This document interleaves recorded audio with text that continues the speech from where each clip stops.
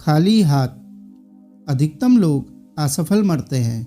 या हो सकता है कि उन्होंने बड़ी सफलताएं पाई हों संसार में, या हो सकता है कि उन्होंने बहुत यश और धन अर्जित किया हो, लेकिन फिर भी असफल मरते हैं क्योंकि हाथ खाली होते हैं मरते वक्त। भिखारी ही खाली हाथ नहीं मरते, सम्राट भी खाली हाथ ही मरते हैं।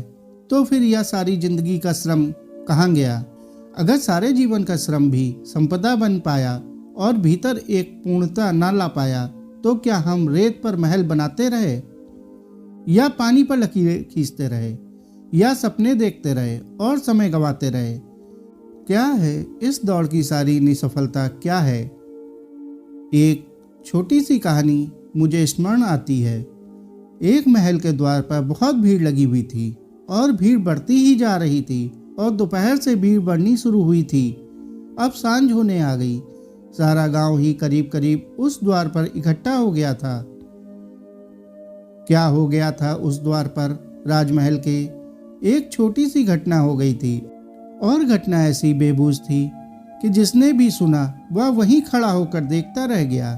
किसी की भी समझ में ना आ रहा था। एक भिखारी सुबह सुबह आया और उसने राजा के महल के सामने अपना भिक्षा पात्र फैलाया। राजा ने कहा कि कुछ दे दो अपने नौकरों को। उस भिखारी ने कहा, एक शर्त पर लेता हूँ।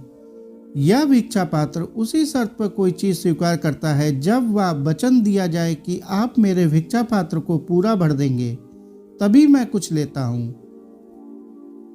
राजा ने कहा, यह कौन सी मुश्किल है? छोटा सा भिक्षा पात्र है, पूरा भर देंगे, और अन्न से नहीं स्वर्ण असरफियों से भर देंगे।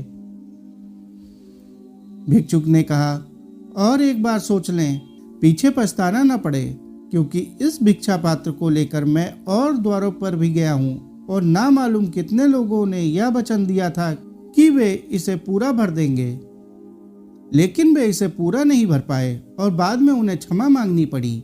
राजा हंसने लगा और उसने कहा कि यह छोटा सा भिक्षा पात्र, उसने अपने मंत्रियों को कहा, स्वर्ण असरफियों से भर दो।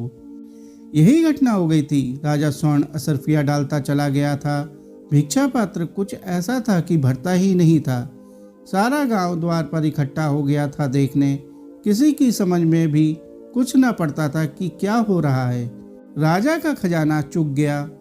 सांझ हो गई, सूरज ढलने लगा, लेकिन भिक्षा पात्र खाली था। तब तो राजा भी घबराया, फिर गिर पड़ा पैरों पर उस भिक्षुक के और बोला, क्या है इस पात्र में रहस्य?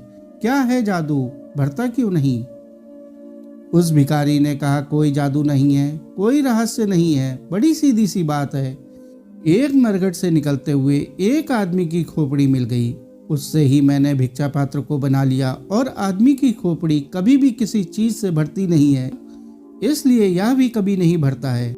आदमी खाली हाथ जाता है, इसलिए नहीं कि खाली हाथ जाना जरूरी है, बल्कि आदमी की खोपड़ी में कहीं कुछ भूल है, इसलिए नहीं कि खाली हाथ जाना जीवन में कोई नियम है, कोई अनिवार्यता है।